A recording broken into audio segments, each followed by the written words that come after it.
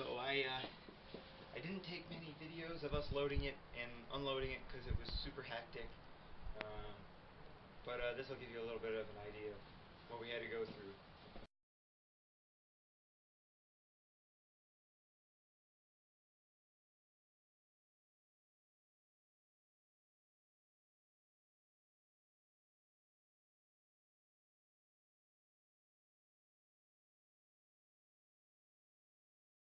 Well, we got hoses everywhere.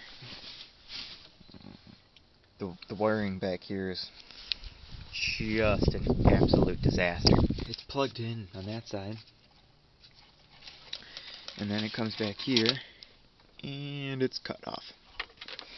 Anyways, we're looking at the starter and the solenoid off there, and I know for a fact there is a wire that the connection broke off of there.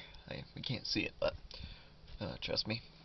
Wires here, which are just chilling out.